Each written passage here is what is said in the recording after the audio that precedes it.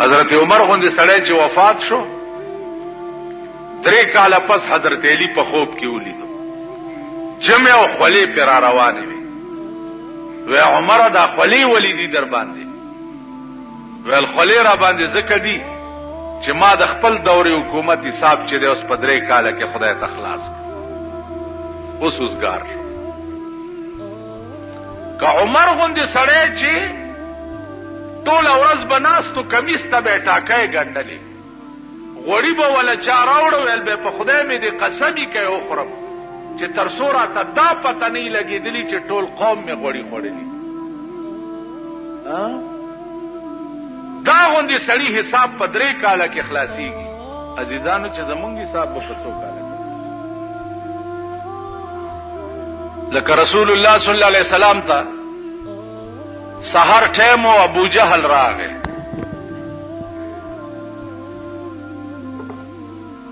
لاس کې کانی نیولې دي ورته وایي چې گر رسولی چیست در مشتم نهان که خبرداری ز راز آسمان کته پیغمبري او د اسمانونو خبر تعالی راځي نو وایا کنه زما د لاس کې څه شی دی وای نو هغه ورته وی چې زویم چې ستا لاس کې څه شی دی او کدا لاس کې د څه دی دا په خپل وای ابو جهل لعین ورته وی چې زما لاس کې څه دی دا په خپل نشي ویلې تی وای نو رسول الله صلی الله علیه وسلم داغه دی لاس ته په یو ګوته اشاره وکړه چې داسې اشاره ورته وکړه نو د لاس دننه आवाज راغی چې لا اله گفت الا الله گفت گوهر احمد رسول الله صفت لا اله الا الله محمد رسول الله مونږ د رسول الله په لاس د ابو جهل په لاس کې کانی یو دومره یو ابو جهل هغه کانی پس مکه راوښته ویلې په دیم جادو چلو داسې معجزات داسې معجزات یو ښکاری دی یو اوسۍ نیولې ده او دا اوسۍ چې ده د ښکاری سره په جګړه ده ځان ته خلاصي ښکاری بیا راټینګي ځان ته خلاصي بیا راټینګي رسول الله صلی الله علیه وسلم پر راغی ښکاری ته وی دا څه چل دی وی دا اوسای مې نیولې دا بالکل ځان وجنی او ځان را نخلاصي اوسای نه تاسو کو چې ولی دومره وکش بکش کې او اوسای ورته وی چې د دې غره شاته مې یو 2 بچی دي ځان ته دل اخلاصوم چې دومره مې پرېده چې غیله ته ورکم نو بیا راځم درته نو حضور علیہ السلام ورته فرمایل اخکاری ته چې دا اوسه داسي وای چې بچوله ته ورکوم نو بیا راځم ورته یا رسول الله دا به بیا څنګه راشي پیغمبر علیہ السلام فرمایي چې زب ورته وی چې زب په ضمانت کې کینم در سره کدا اوسه رانه نو تاوان به زه درکم خدا پرېدا اوسه چې پرې خو حضور علیہ السلام د اوسه په ضمانت کې کېناست چې کېناست اوسه په منډه لاړ او بچو ته وی چې زر ته اوروي د دواړو جانو سردار مې ستاسو په ضمانت کې کېنولې ا بچو ورته وی چې ستمونږ ستاته په مونږ حرام دی چې سو پورې ماغه د ضمانت نه اخلاص کړي مور مخ کې او بچي ورپسې مور چرال اخکاری تا حضور علیہ السلام ته وی چې یا رسول الله زه خورالم چې ته د ضمانت نه وځې او دا بچی می وای چې مونږ د په ناموس قربان یو مونږ هم د اخکاری شو داسې معجزات. عزیزانو عقل به ورته حیران شو. داسې معجزات دا ټول د کعبه په خوا کې راجمع شو. ټول قوم د مکې دا لوی سرداران او په کعبه کې ودرېد او د 14 سپوږمۍ وه.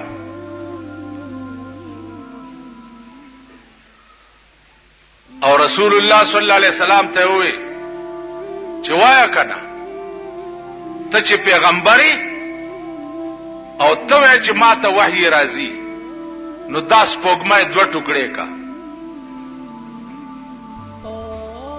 حضور علیہ السلام ورته فرمایل چې بیا به مونږ نه منئ. ولله دا منو. په یو ګوته اسمان ته اشاره وکړه، په یو ګوته، او په اسمان کې سپوږمۍ 2 ټوکړې شو. د ټول قوم ورته کته. دا ټول سنادید د قریشو چې دي دا ولاړو دی ورته کته.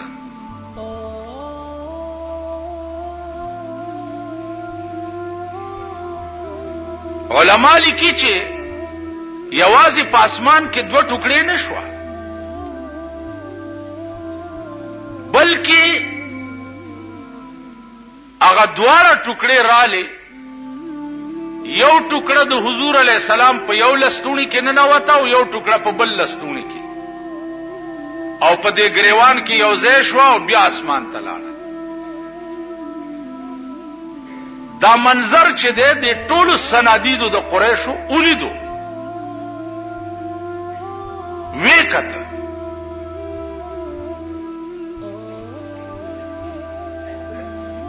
جواب یې څو؟ جواب یې داو چې هوی د جادو خو تر اسمانه پورې مرسي. دا جواب. نو عرض میں داو چې دا څنګه خبره نه ده. علماء حقاو په هر زمانہ کې د حق خبره کړې ده او تر قیامت پورې به داسې خلق پیدا کیږي چې هغه به د حق کلمه وایي، چپ په نه پاتې کیږي. باقی خدای پوهیږي او قوم یې پوهیږي. رسول الله صلی الله علیه وسلم ته الله فرمایل چې ته ولې دومره غمجن کیږي د دې قوم په حال باندې؟ لعلک باخع نفسک، کې دې شي چې ته ځان هلاک کې د ډېر غم نه.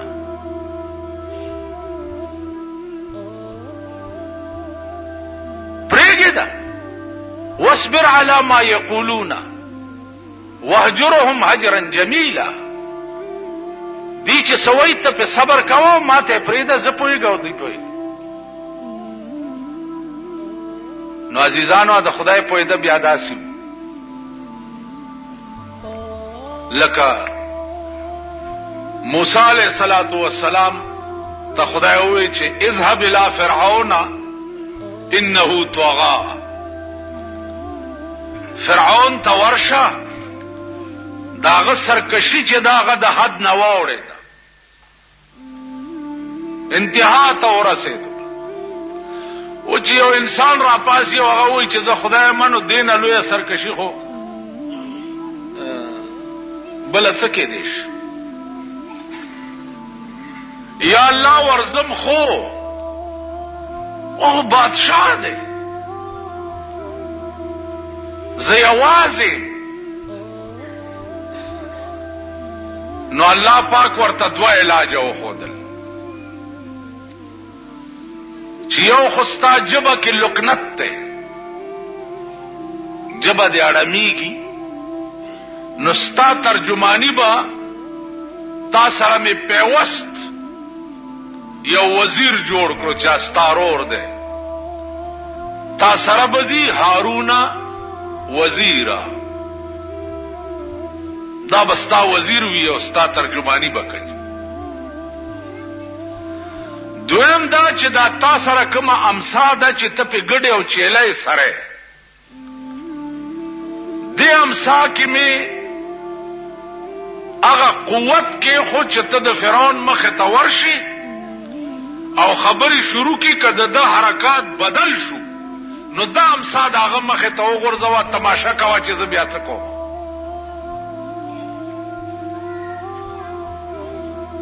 عزیزانو ګران کا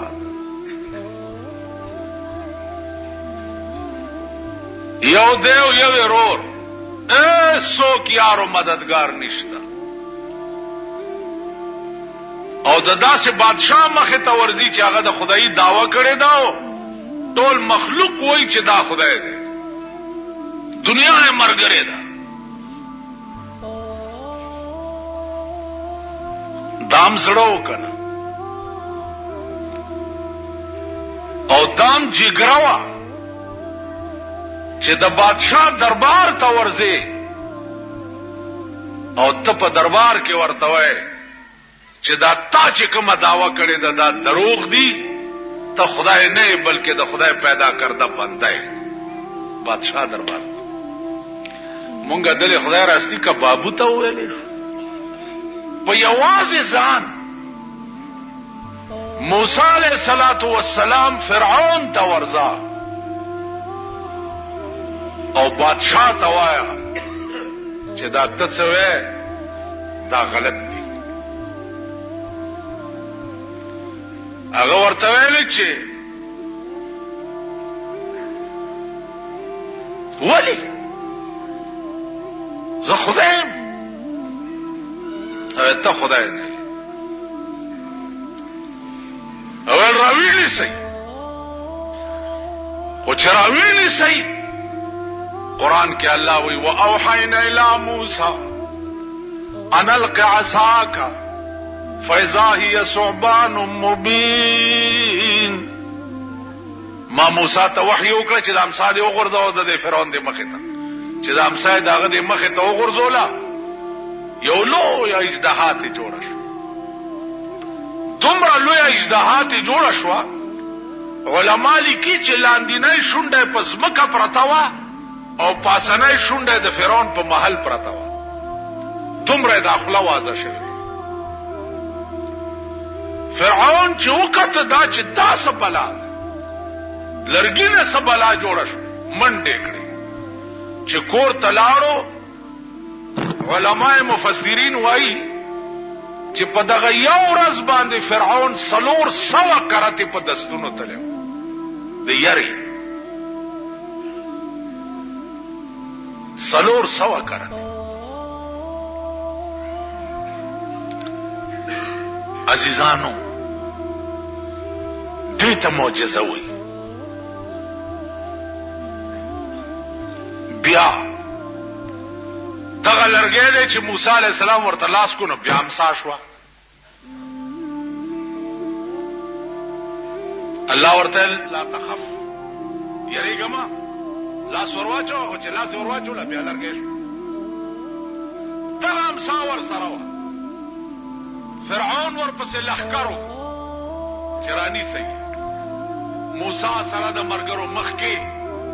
او د فرعون فوج ورپسې چې د دریاب غاړې ته ورغه اریانو درېدو چې خدای دې خوا دریاب دی او وروسته مې د فرعون فوج دی. الله ورته یریږه ما اضرب بعصاک البحر په دې امسا دې دا دریاب ووهه. امسا راواغسته او دریاب له په ټک ورکو. په دریاب کې 12 لارې ورته جوړې شو. 12 لارې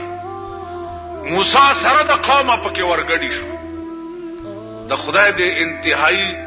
مشفقانه انداز ته وګوره. دا لار ده او دا دیوال دی د اوبو. دا لار ده او دا دیوال دی د اوبو. 12 لارې په دې لار کې زه روانم. نو زه دا خیال کوم چې دا خوانه لارې خلق چې دي دا به اوبو وړي. نو علامه ابن خلدون لیکي چې په دې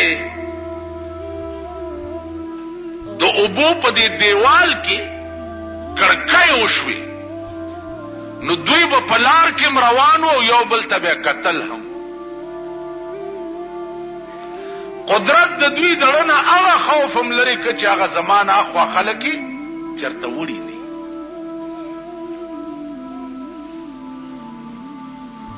نو عرض می داو عزیزانو چې دا معجزه وه لکه موسی علیہ الصلوۃ والسلام ته چې حکم د زکات راغی نو د تر زوی قارون قرآن کې راځي ان قارون کان من قوم موسی. نو قارون د موسی علیہ السلام د تر زوی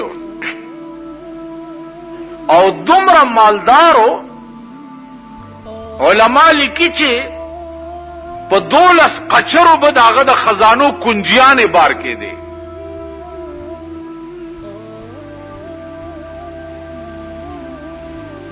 نو موسی علیہ السلام چې ورته وې چې زکات ورکا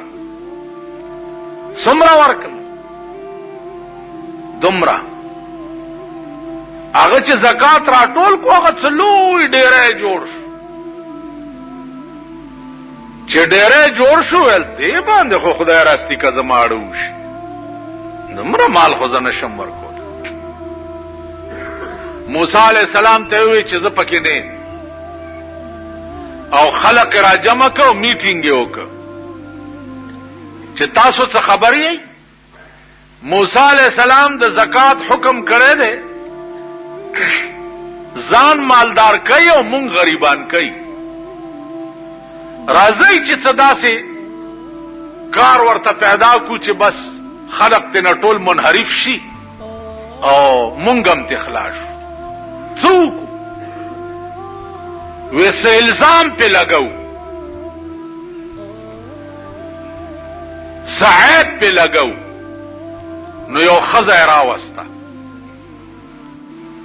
چې خزه راوستا ورتل دا یو بکس دا اشرفو ډک والا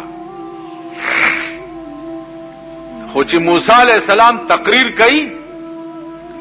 او د خپ جذبه کې راشي نو تبر اپاسي او بوي چې ما اورید د خبره د بیګا ما سره نعوذ بالله بدفعلی کړي ده بدا بکس والا او په مجلس کې به په موسی علیہ السلام دا الزام ولګي هغه ول ډېر خط بکس واغستو د موسی علیہ السلام بیان چو هغه تا ورله چې ورله پکې کې ناستا چې موسی علیہ السلام په خپل عروج کې راغی نو دا را پاسې ده چې را پاسې ده په دې نیت چې زه په الزام ولګوم اوس د الله دې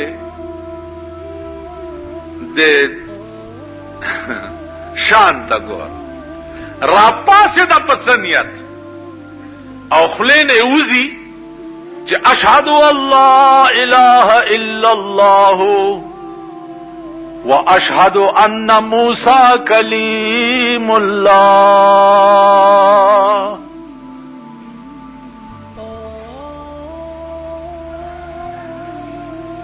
اے قوم واوری اشهد الله اله الا الله واشهد ان موسی کلیم الله. مال قارون یو بکس دا اشرفو ډک را کړی دی او ټول قوم سره میټینګ کړي وعده کړي و چې تب په موسی علیہ السلام دا الزام لګي زما دې د موسی په خدای قسم وی چې په دې نیت را پاسې دم چې په الزام لګوم مال قارون یو بکس دا اشرفو ډک را کړی دی او ټول قوم سره میټینګ کړي وعده کړي و چې تب په موسی علیہ السلام دا الزام لګي زما دې د موسی په خدای قسم وی چې په دې نیت را پاسې دم چې په الزام لګوم پویم نشم او ایمان میں پھراوڑ. اللہ اکبر. موسی علیہ الصلوۃ والسلام وړر لوی جلالی شان ډېر خپش اسمان ته وکړ الله ورته دغه وخت کې جبريل راولېږلو ورته وی چې د ځمکې واګې ستا په لاس کې دي چې هر څه ورسره کې. موسی علیہ السلام ځمکې ته وی چې یا ارض خذي وینیسا، بس ځمکې تر دې ګیټو ګیټو لاندې را قوم ولاړ دی او تماشا کوي. قرآن کې راځي کنه وَإِذْ نَجَّيْنَاكُمْ مِنْ آلِ فِرْعَوْنَ يَسُومُونَكُمْ سُوءَ الْعَذَابِ يُذَبِّحُونَ أَبْنَاءَكُمْ وَيَسْتَحْيُونَ نِسَاءَكُمْ وَفِي ذَلِكُمْ بَلَاءٌ مِّن رَّبِّكُمْ عَظِيمٌ وَإِذْ فَرَقْنَا بِكُمُ الْبَحْرَ فَأَنجَيْنَاكُمْ وَأَغْرَقْنَا آلَ فِرْعَوْنَ وَأَنْتُمْ تَنظُرُونَ. هغه ورځ یاد کړئ چې دریاب می درته سیری کړ، تاسو می بچ کړئ او فرعون می سره د قومه پکې غرق کړ او وانتم تنظرون، تاسو ورته کته، تاسو د دریاب په غاړه ولاړ وئ او کتم چې دریاب فرعون رونی وو او موسی علیہ السلام ته आवाज وکړو چې زه مسلمانېږم استا خدای منم که بچ مې کې. هغه ورته الان قد ندمت ولا ينفع الندم، اوس چې غیر شوي اوسې سم نکی. 400 کال وشو چې ستا اصلاح نه کېده، 400 کال اوسې سم نکی. نو دا قوم ولاړ دی او تماشا کوي چې قارون ځمکې راخ کو، بیا ورته وی خوځي تر دې ګوډو ګوډو یې راخ، بیا ورته وی خوځي تر دې ملا د مرای مرای پورې راخ، چې تر مرای لاندې لاړو ورته لو موسی دولت د پاره دې مړ کړم چې مال می تا ته پاتې شي. هغه ویل نه، ورشي د ټوله خزانه راوړي. سړی لاړو تمام خزانه راوړي او دته په سر کې چې کېخوي، بیا ورته ځمکې ته وی چې خوځي، ځمکې سره د خزانو جذب کړو، تر ننه پورې قارون په ځمکه کې روان دی او خزانه یې په سر ده.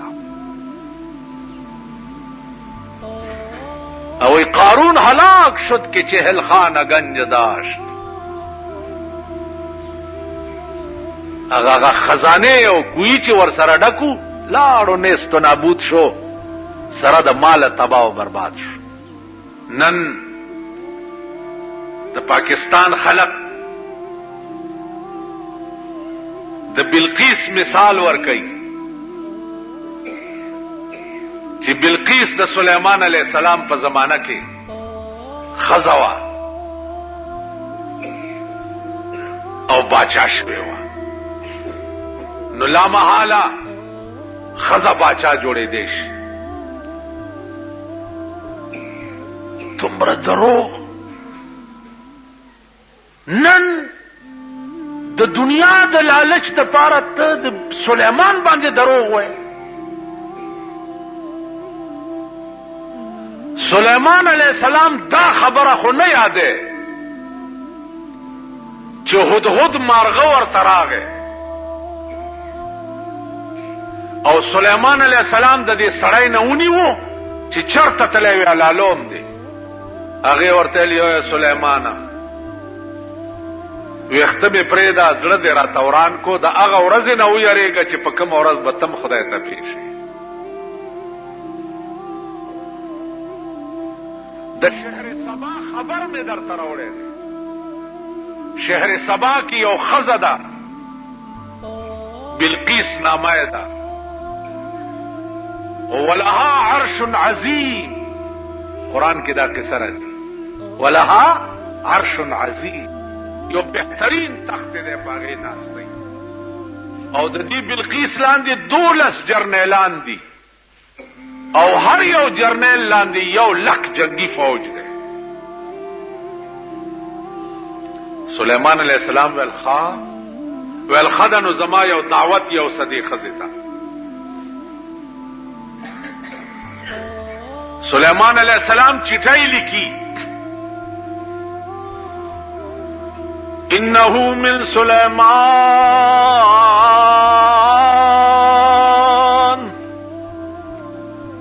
بسم الله الله الرحمن الرحيم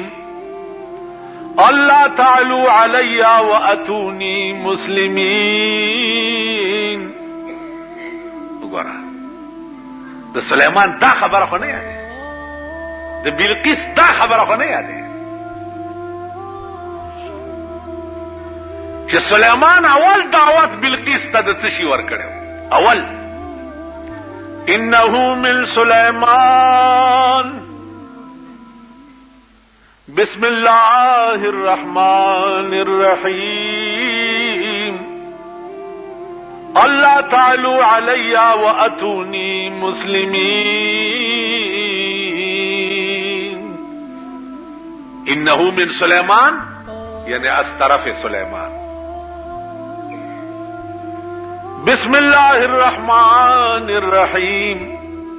شروع کوم په نامه د خدای چې بخون کې او مهربان. او بلقیس په خپل زور بناز نه کوي، په جنگي جرنیلانو او فوجیانو بناز نه کوي. زه حکم در کوم چې راشه او مسلمان شه، حکم در کوم. د هدهد مارغه په غاړه کې دا چټای واچوله او هغه په هوا یوړه. کم خلق چې د خدای شي اغي ته بیا د ډاکخانو د چټي رسان ضرورت نه، مارغان د اغي بیا پوسمنی کوي. حیران شو. جرنیلان راغوخته چې دا چټای راغله د سليمان عليه السلام نه، څه چلو کو؟ جرنیلان ورته جنگ کو ورسره، سچ د جرنیل طبيعت جنگ کو. هغه ورته نه جنگ نه، توفه ورلیگو که صرف ملایو په توفه به چپشي، که ملای چپشي، که پیغمبرینو بغیر د اسلام نه په بل شي ناراضي کیږي. توفه چې ورلا سليمان عليه السلام واپس کړه. ما چې سویلی هغه بکای واتونی مسلمین، راضی به مسلمانیږي به. نو بلقیس خپل را روانه شو. سليمان عليه السلام ورته دائیں بائیں پیریان او دیوانو درولی یو اعلی عظیم الشان استقبال ولو او په تخت ځای ولا پریخو کیناست. چې کیناستا اوس قرآن وای چې دی بلقیس سووي دی وای قالت رب انی ظلمت نفسی واسلمت مع سليمان لله رب العالمین. خدایا ما دومره موده چې د نور عبادت کړو نو ما په ځان ظلم کړو. واسلمت مع سليمان لله رب العالمین. اس میں په سليمان علیہ السلام اسلام راوړو، ایمان میں پی راوړو. او خدای پاک وی چې ور سره دام وی چې د یری نه دا نه چې د سليمان نه یری دم زم بادشاہ ما د اسلام میں ولی راوړو لله رب العالمین، خاص د خدای لپاره. سليمان علیہ السلام دا په نکاح بیا واغستا. اوس دا چرته ثابت نه ده چې د سليمان عليه السلام نه رستو بلقیس چې دا بیا بادشاہ شوی و، دا چرته نشته. یو سړی بل سړی نه 200 روپے قرض وغوښتي،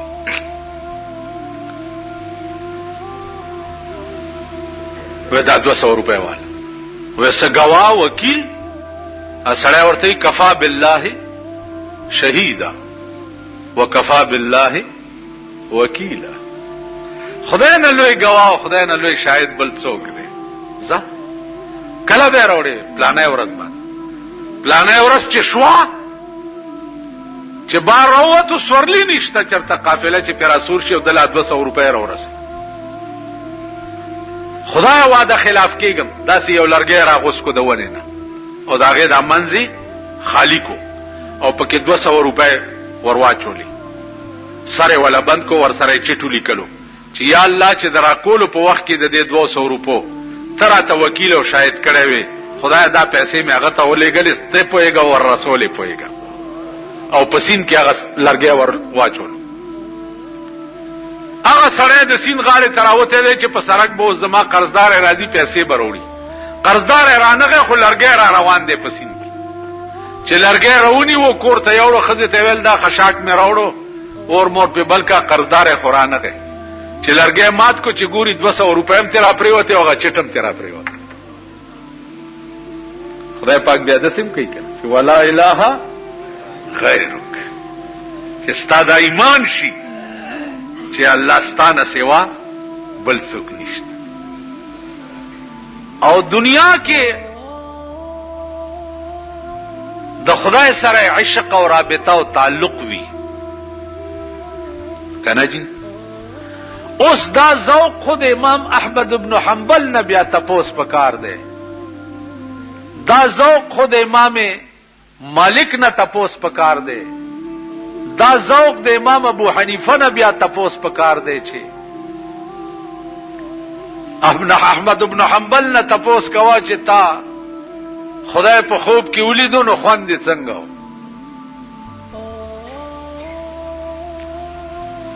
چې خوب کې ولیدو نو ورته وی چې یا الله عاشق خویم در باندې خوان دې ډېرو کو خو په دې مې پوي کا چې اوس مستار رضا پکار ده چې ته خوشاليږي پڅ نو الله ورته وی چې زه خوشاليږم به تلاوت القرآن قرآن ډېر لولا زه په دې ډېر خوشاليږم تاسو خیال را دا ذوق خو بیا د امام مالک نه تپوس پکار دی چې په ټول عمر کې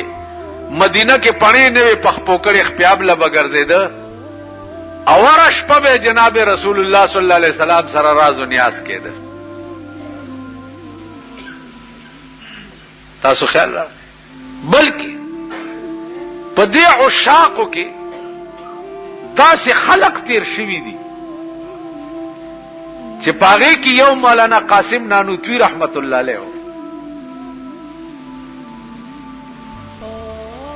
د شیعو یو ډله ورتراله هغه ورته وی چې مونږه مسلمانېګو حکمون ته خوب کې رسول الله صلی الله علیه وسلم زیارت وشو مولانا قاسم نانوتوی ورته ویل چې نه خوب کې نه په ویخه درته کو په ویخه راځي د مخ کې وډاله ورپسې یو دغره ډیرای غوندې و چې هغه نه واړول په ویخه ورته د رسول الله زیارت اقدس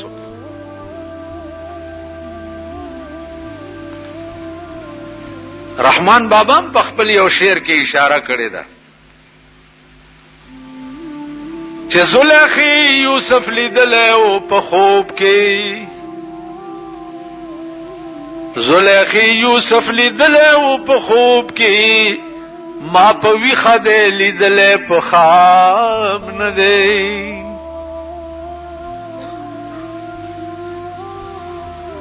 دروازه مبارکه نه خبره د رسول الله صلی الله علیه وسلم خو ډیرو کسانو سره شوی مولانا حسین احمد مدنی رحمت الله علیه روضه مبارکه تورغه الصلاه والسلام علیک یا رسول الله وی روضه نه ورته आवाज وشو چې وعلیک السلام یا ولدی پتا دې سلام یې زما بچیا دا خبره شه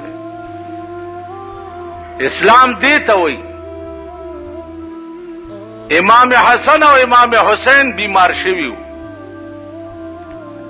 نو حضرت علی او بی بی فاطمه نظر ومنلو په خوا علاجونه نو نظر ومنلو چې یا الله کدا دواړه ماشومان دې جوړ کړه نو په مونږ دې نظرې چې مونږ بدرې روزي نیسو نو الله غي جوړ کړ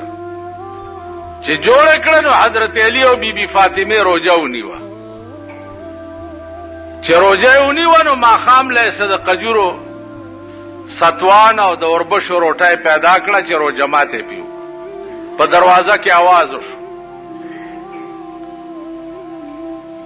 چې عزیزانو درې کسیو درې واړه وګیو او درې روټۍ راته پکار.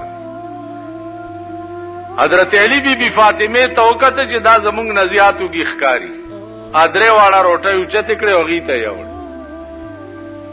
روزه ټول ورځ دوی نیولې و او روټۍ هغوی له ورکړه. نو ورځم نهاره وه شپه م نهاره شوه سبا یې بیا روزه ونیوه ځکه چې درې روزې به ني. سبا ماښام یې بیا چې د اوربشو روټۍ تیاره کړه بیا دروازه کې आवाज وشو چې درې کسۍ او درې واړه نهاري. بیا هغه روټۍ اوچته کړه هغې له یو. بیا شپه نهاره شو. په سبا له بیا ماښام روټۍ تیاره کړه بیا आवाज وشو چې درې کسۍ او درې واړه نهاري. بیا هغه درې واړه روټۍ هغې له یو.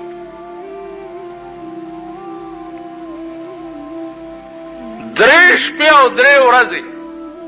روزې مو نیوې او په نهاره یې ونیوې چې دا زمونږ نه زیات مستحق دي. قرآن راغی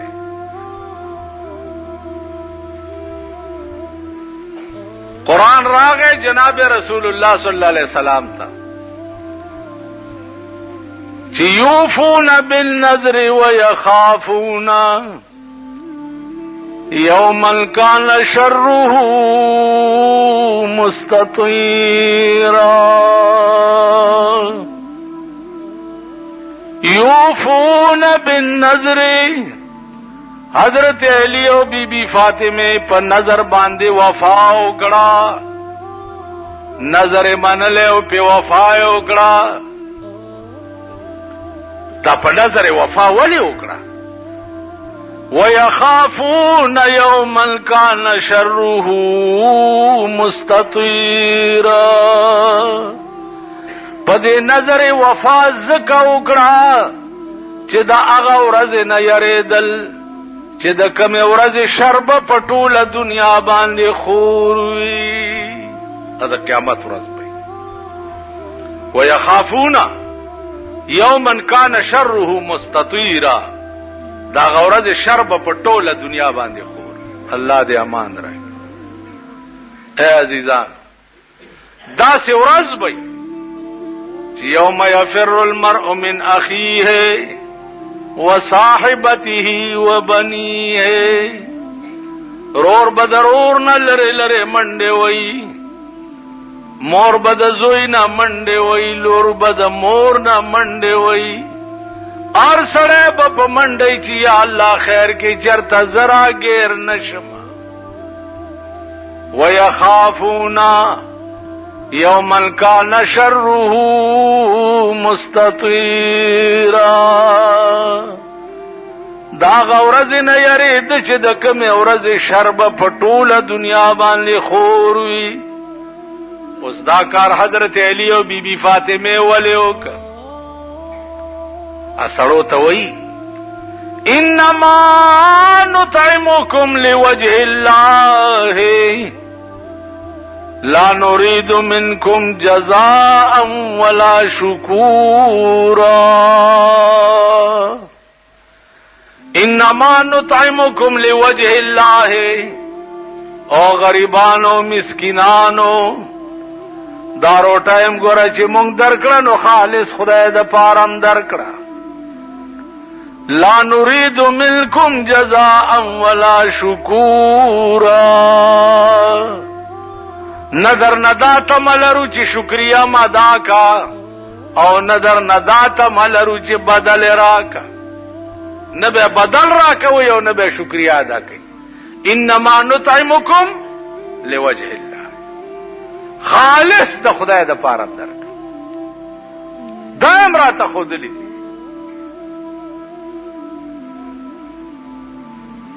چې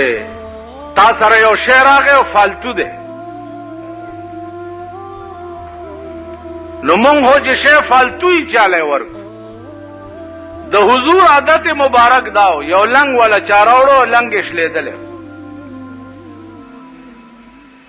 شلیدل او چې د وټړلو یو صحابي راغی یا رسول الله دا لنګ ما تراک اغلاړو بیا زور لنګو تړلو نه وی اغلاور صحابه ورته په غوسه شو چې د خدای بنده دا دی ولې تی واغستو دا غلنګ شلیدل اصحابي ورته وی چې په خدای مې دې قسم وی چې ما دا لنګ دې د پاره نه راغسته چې زدا او تړم او یا واغوندم دا د پیغمبر بدن پورې ولګېدو دا بکیدم چې کله زمرشم چې دا زما کفن شي دې د پاره نه کومه کپڑا چې د پیغمبر بدن پورې لګېدلی وي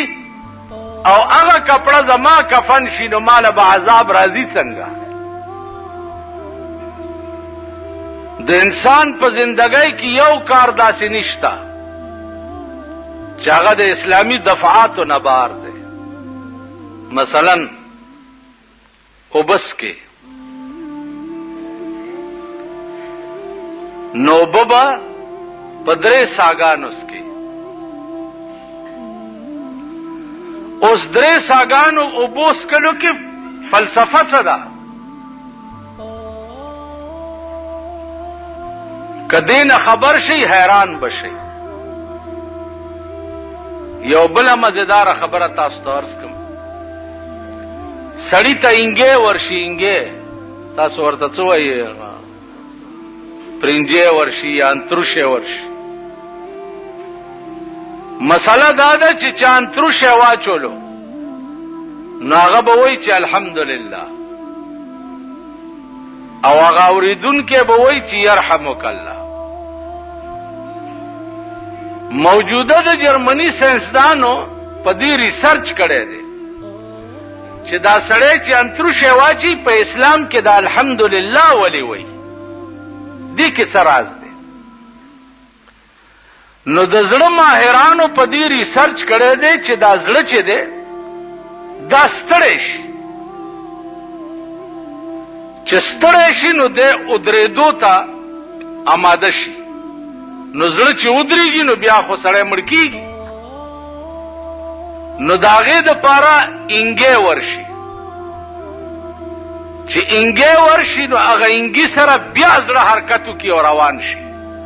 نو دی الحمدلله وایي چې خدای شکر دی چې زما اړه دی د ودرېدو نه بچ کړو نو اورېدونکی به وایي چې الله دې په تا رحم وکړي چې تا خدای پاک د اړه د ودرېدو نه بچ کړو یعنی انګی قدر څه دی چې په هغې کې هم د اسلام دومره لویه فلسفه ده اوس دا اودس وګورئ سړی اودس کوي په اودس کې خپې وینځي لاسونه وینځي مخ وینځي په دې کې څه فلسفه ده خو سړی د خوله کنګال کړي او بس په مانځه دې ودرېږي علما لیکي چې په دې کې فلسفه دا ده چې د یو مانځه نه تر بل مانځه پورې د په دې لاسونو څومره ګناه کړي او د مانځه له دې اودس کوي نو د اودس اوبو سره هغه ګناه د دې لاسونو نه اورځي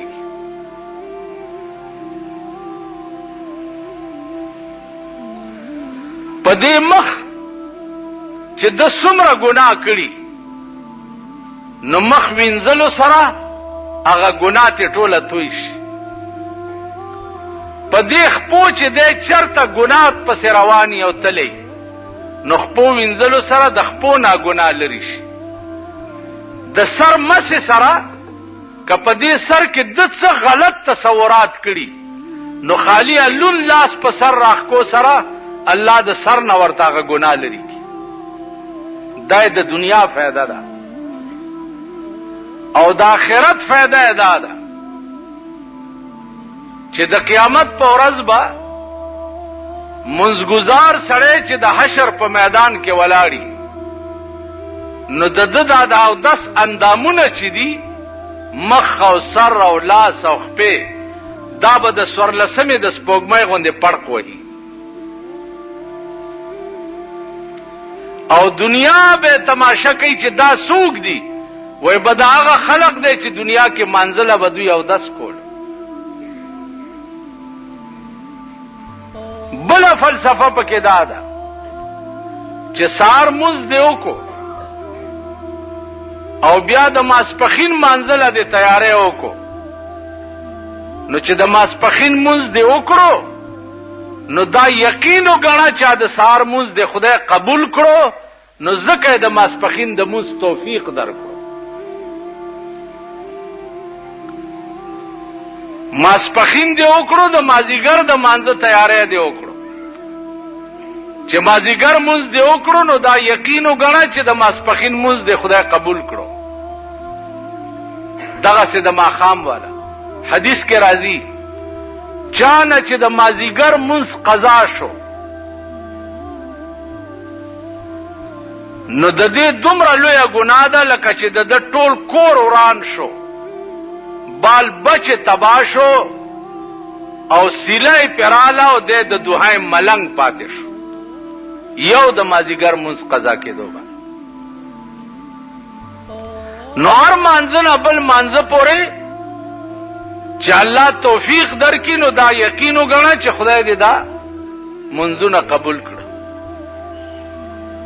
بیا عزیزانو حدیث کې دام راځي چې سړی هره ورځ درې منځونه کوي دوه کوي درې نه کوي څلور کوي یو نه کوي دا سړی به په قیامت کې د فرعون او د نمرود په صف کې ولاړ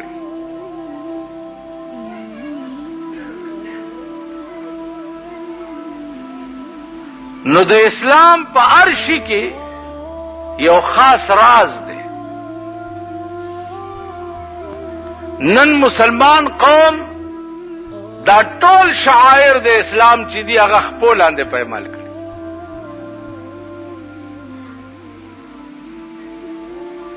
روټۍ خوري په دې کې اسلام روټۍ خوري په خلاص به خوري او بیا به په دې درې ګوتو خوري په درې ګوتو به خوري بیا په درې ګوتو چې خوري دا هم سنت طریقه ده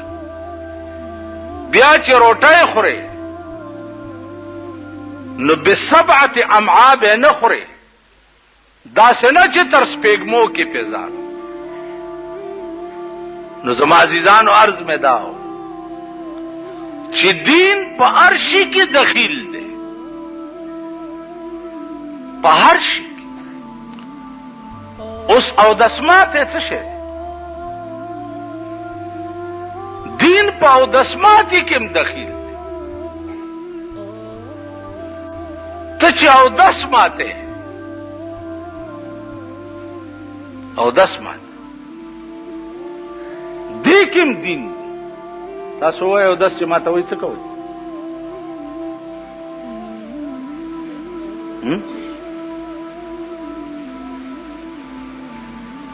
څه پوهېږئ خو پرتوک پرانیستی هلته یې زور درکړی او ورډزې وهئ او داس چې ماته نو بسم الله به ووایئ بسم الله الرحمن الرحیم بوه ایکی وجه څه ده ایکی وجه دا ده چې تا سره ملائک مقرر دي چې هغه ته کرامن کاتبین وایي 24 غنټه تا ګوري نو ته چې بسم الله وې نو ملائکه تا تشاکی او تزان بربند کی او چې بسم الله نه او پرتوک پرانی دی او ځان بربند کې نو خپل ملائکه در باندې لعنت وای او ستا په عمل نامه کې ولیکلې تاسو وای په ایمان چرته بسم الله ویلې غلو ته کې نه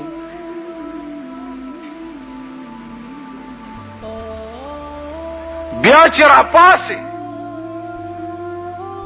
بیا کلمات تی هغه به اعوذ بالله من الخبث والخبائث. یونس علیہ الصلوۃ والسلام چې ډېر لوی جلیل القدر پیغمبر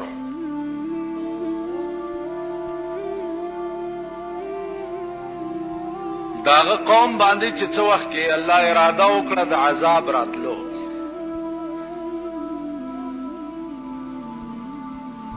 نو یونس علیہ السلام ته خدای پاک ویلې چې ته یو طرف ته شه.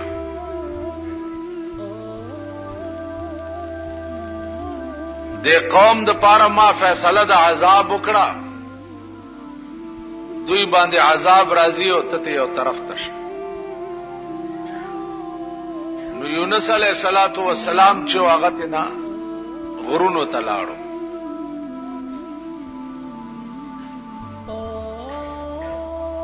چې غرونو ته لاړو نو د قوم چې څو وخت کې آثار د اسمان ولید، نو پوه شو چې دا د یونس علیہ السلام خبره چې و دا خو رښتیا وه او والله چې عذاب را روان دی. نو ټول قوم را ټول شو او د کلی نه بار یو ډاګه ته وته او ټول خدای ته سر بسجود شو چې یا الله مونږ استاد پیغمبر نافرمانی کړې ده، خدای معافي غواړو، مونږ معاف کا. اراغله عذاب ته نه واپس لاړو.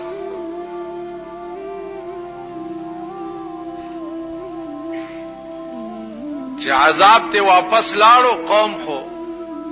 الله ته رجوع شو، بس صحیح خلق شو. یونس علیہ السلام چې څو وخت کې راغې هغه دا خیال کړو چې بس قوم د قوم به تباه شوي.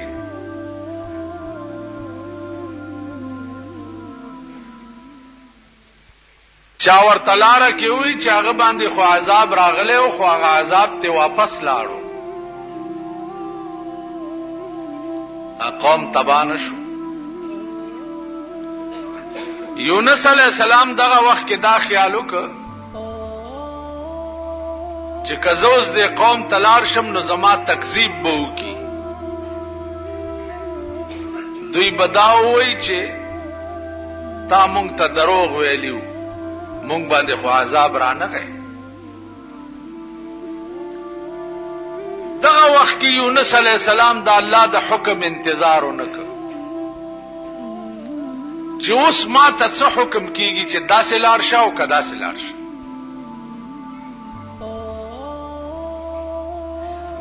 نو دی روان شو مخ په دریاب باندې او خیال یې وکړ چې د دې دریاب نه هغه غاړه بلار شم او هلته به وخت تېروم.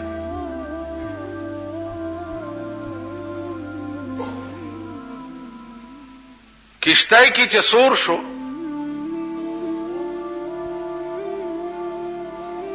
کشتۍ روانه شو چې د دریاب منځ ته ورسېده نو کشتۍ ونښته.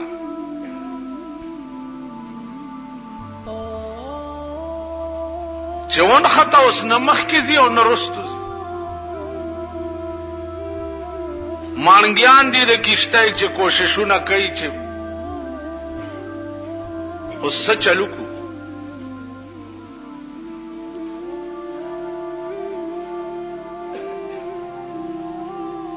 आवाज وشو چې په دې کشتۍ کې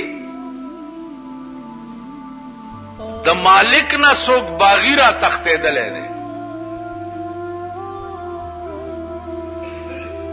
نو دا کشتۍ به ترغه نه روانيږي چې ترسو پورې هغه باغی تاسو دې سین ته نه غورځولې.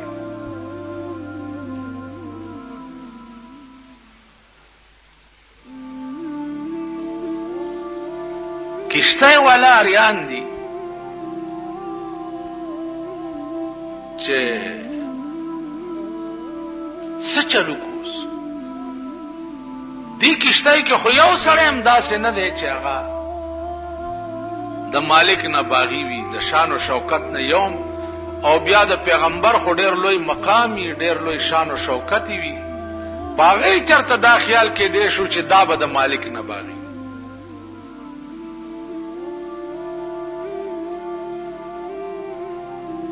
یو تا ګوري بل تا ګوري بل تا ګوري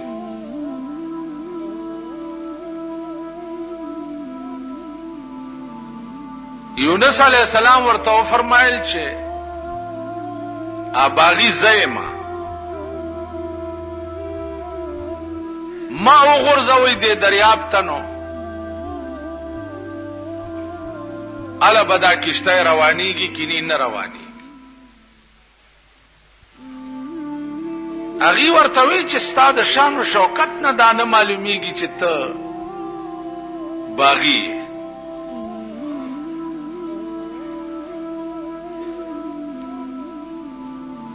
یونس علیہ السلام ورته فرمایل چې خدای قسم کا زم نیم لړا کړي چې ترغه پوره دا کشته روانه نشي ډېر وخت پکې تیر شو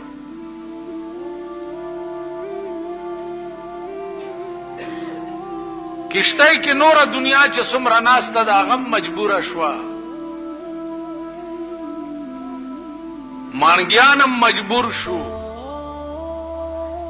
یونس علیہ السلام یونی وو دریاب ته وغورځول او چې وی غورځولو دې مقام کې الله د تب دریاب یو نهنګ ته حکم کړو چې دې کشته نه سړی را وغورځيږي ته تیر کا اغه نهنګ لوی مېد دریاب ورته ولاړو چې څنګه دې ورغورځولو هغه ونی و خلک او بس تیرې نهنګ ته حکم وشو چې دا هضم نکي ما دا ستا خېټه د پاره قید خانه جوړه کړې ده دې بستا په دې خېټه کې قیدی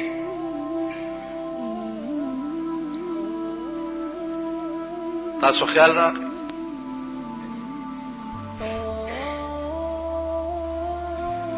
سلويخت ورځې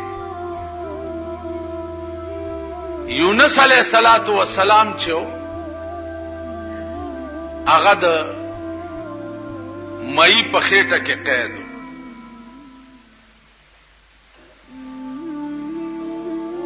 دا وخت کې الله ته التجا وکړه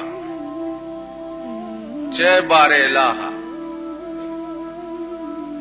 دې زنه د وتو صورت بچي وزم بچنګا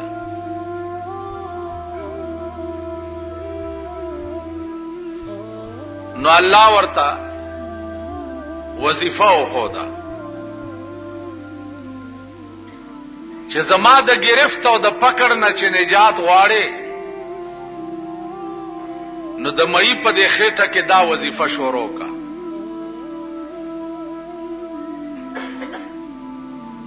چې لا اله الا انت سبحانك انی کنت من الظالمین لا اله الا انت اے خدا بل څوک نشته مگر ته سبحانك پاکی دا تعالی را انی کنت من الظالمین خدای ما پزان زیاته کړي دي چې ما ستاد یو حکم انتظار نه دی کړی عزیزانو سلويخت ورځ یونس علی السلام د مئی په خېټه کې دا وظیفه کوله یونس علی السلام پیغمبر دی صرف قوم تلانړو او په دریاب روان شو او د الله د حکم انتظار ونکړ نو الله د کشتای نه مئی لاندې وغورځولو مئی تیر کړو او سلويخت ورځ خدای د مئی په خېټه کې قید کړو او ورته وی چې دې خېټه کې به ته قیدي تا زما د حکم انتظار ولې ونکړ ولی نو د کب په خېټه کې په دریاب کې 40 ورځې یونس علیہ السلام غوندې پیغمبر قید کړو زمون ټول عمر د خدای د حکم دین انتظار خو څه کې ته باغیان یو چې مونږ بس څومره کروڑونه اربونه کاله په جهنم کې کې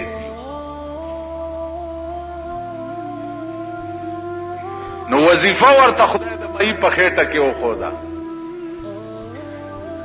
چې پتیارو کې خو پروتي او وظیفه وکړي نجات درته وشي لا اله الا انت سبحانك خدای تعالی بغیر بل څوک نشته ته پاکه انی کنت من الظالمین خدای ما په ځان زیاته کړي چې ستاسو د حکم انتظار مې نه دی کړی معافي غواړم نو 40 ورځې پس مې ته حکم وشو چې ورشه اوسې د دریاب په غاړه الټی کا نو راوړو د دریاب په غاړه الټی کو او د کدو بوټي ته حکم وشو چې ورشه د کب په خېټه کې بدن کچا شوی دی ته په ورشه بوټي سورې جوړ کا چې دا بدن مچان پکې یونس باندې سړی سره دا چل شو مونږ سره